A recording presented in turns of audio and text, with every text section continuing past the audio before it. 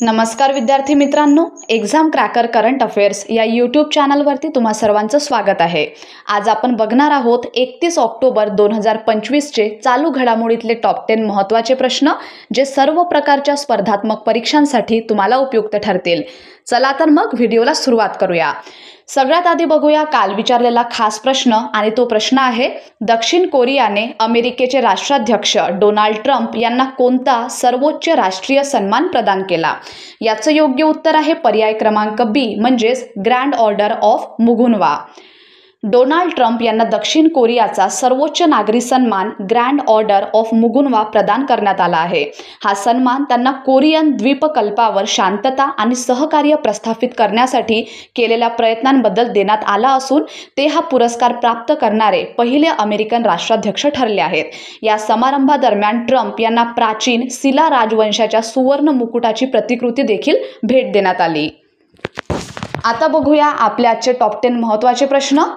एकूण 10 प्रश्न आपण आज बघणार आहोत, आणि त्या 10 प्रश्नांपैकी आजचा आपला पहिला प्रश्न आहे, RBIच्या नव्या प्रस्तावानुसार व्यवहारातील विलंब आणि चुका कमी करण्यासाठी कोणती प्रणाली लागू करण्यात येणार आहे? याचं योग्य उत्तर आहे पर्याय क्रमांक सी, म्हणजेच STP। याचं लॉंग फॉर्म आहे straight through processing. Reserve bank of इंडियाच्या मसुदा परिपत्रकानुसार विदेशी चलन बाजाराच्या वेळेत प्राप्त झालेली परदेशी रक्कमा संबंधित बँकांनी त्याच व्यवसाय दिवशी ग्राहकांच्या खात्यात जमा कराव्यात, तर बाजार वेळेनंतर प्राप्त झालेल्या रकमा पुढील व्यवसाय दिवशी जमा केल्या जातील। या अद्यतनात व्यवहारातील विलंब आणि चुका कमी करण्यासाठी स्ट्रेट थ्रू प्रोसेसिंग प्रणालीचा अवलंब करण्याचे, तसेच नॉस्ट्रो खात्यांचे दर 30 मिनिटांनी रिअल टाइम सामंजस्य करण्याचे निर्देश दिले आहेत। प्रश्न दुसरा, रशियाने चाचणी केलेल्या पोसायडन या ड्रोनचा प्रकार कोणता आहे? याचं योग्य उत्तर आहे पर्याय क्रमांक बी, बिनमानवी पाणबुडी ड्रोन। रशियाचे राष्ट्रपती व्लादिमीर पुतिन यांनी जाहीर केले की रशियाचे पोसायडन या आण्विक ऊर्जेवर चालणाऱ्या आणि आण्विक शस्त्रधारी बिनमानवी पाणबुडी ड्रोनची यशस्वी चाचणी प्रयोग पूर्ण केला आहे। पोसायडन, ज्याला पूर्वी स्टेटस 6 म्हणून ओळखले जात होते, हा शत्रू देशांच्या किनारपट्टीजवळ विकिरणयुक्त त्सुनामी निर्माण करून मोठ्या शहरांना राहण्यायोग्य न ठेवण्यासाठी डिझाईन केला गेला आहे। या ड्रोनमध्ये वापरलेला आण्विक रिॲक्टर पारंपरिक पाणबुड्यांमध्ये वापरल्या जाणाऱ्या रिॲक्टरपेक्षा 100 पट लहान आहे। प्रश्न तिसरा आहे, भारताची पहिली ship to ship LNG bunkering सुविधा कोणत्या ठिकाणी स्थापन केली जाणार आहे? याचं योग्य उत्तर आहे पर्याय क्रमांक बी, कोचीतील विंझियम येथे। कोचीन पोर्ट प्राधिकरण आणि भारत पेट्रोलियम कॉर्पोरेशन लिमिटेड यांनी मिळून ₹500 कोटींचा सामंजस्य करार केला आहे। या कराराअंतर्गत भारतातील पहिली ship to ship LNG bunkering सुविधा कोचीतील विंझियम बंदरांमध्ये स्थापन करण्यात येणार आहे। या प्रकल्पाचा उद्देश भारताच्या सागरी ऊर्जा संक्रमणाला गती देणे आणि LNG चालित तसेच द्वंद्व इंधन जहाजांसाठी LNG बंकरिंग सुलभ करणे हा आहे। चौथा प्रश्न, भारत आणि नेपाळ यांच्यात झालेल्या नवीन कराराअंतर्गत किती 400 kV वीज प्रेषण लाईन विकसित केल्या जाणार आहेत?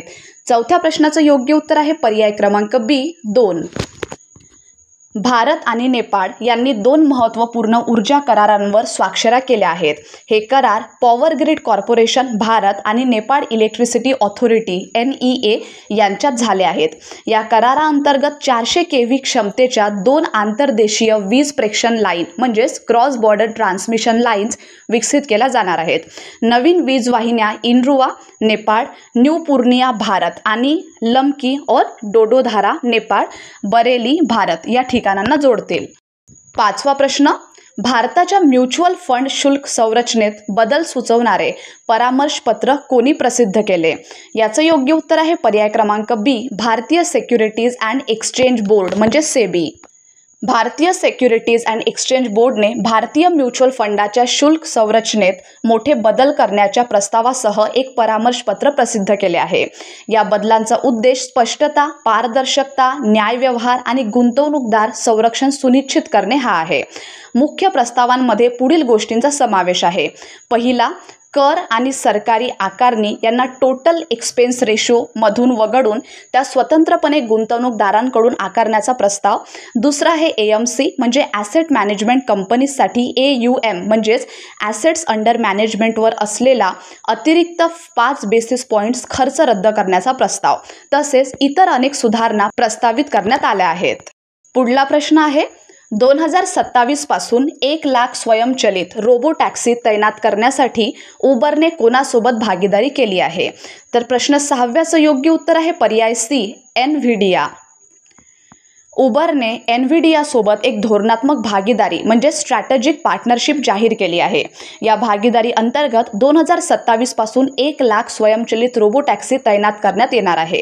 हे शहरी वाहतुकीत मोठे परिवर्तन घडविणारे पाऊल मानले जात आहे. या उपक्रमात NVIDIAची ड्राईव्ह AGX हायपेरियन 10 प्लॅटफॉर्म वापरली जाईल, ज्याद्वारे नियंत्रित परिसरात चालणाऱ्या वाहनांसाठी लेव्हल 4 स्वायत्तता म्हणजेच लेव्हल 4 ऑटोनॉमी सक्षम केली जाईल. या रोबो टॅक्सी फ्लीटचे संचालन उबर करणार आहे. 7वा प्रश्न आहे पॉल बिया यांनी कॅमेरूनमध्ये कितव्या वेळेस राष्ट्राध्यक्षपदाची निवडणूक जिंकली आहे. याचं योग्य उत्तर आहे पर्याय C 8वी. कॅमेरूनचे राष्ट्राध्यक्ष पॉल बिया यांनी 92व्या वर्षी 8व्या कार्यकाळासाठी विजय मिळवला आहे, ज्यामुळे ते जगातील सर्वात वयस्कर राष्ट्राध्यक्ष बनले आहेत. हा विजय वाढत्या अशांततेच्या आणि सुधारणांच्या मागण्यांचा पार्श्वभूमीवर आला आहे.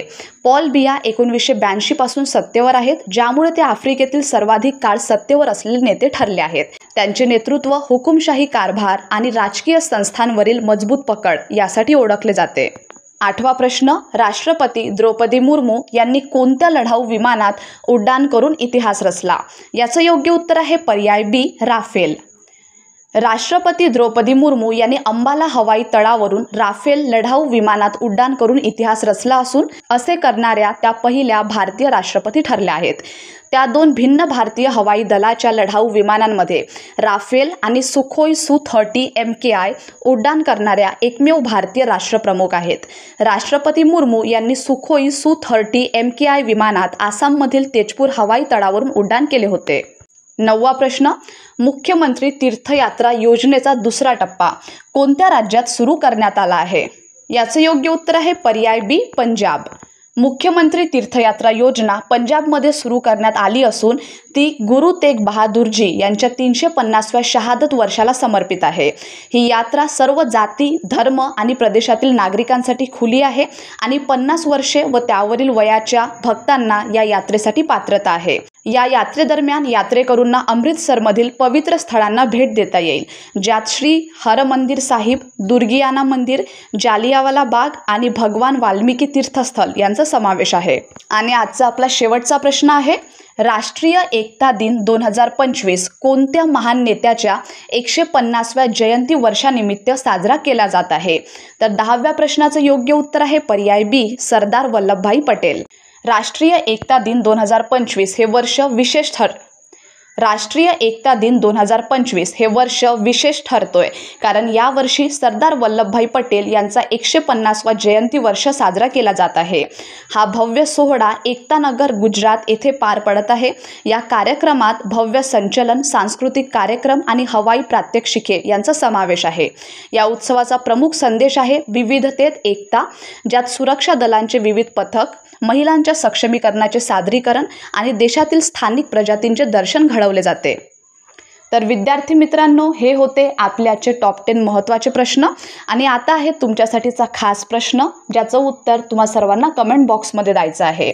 आणि तो खास प्रश्न आहे ChatGPT निर्माण करणाऱ्या OpenAI कंपनीचे संभाव्य बाजार मूल्यांकन कितीपर्यंत पोहोचू शकते.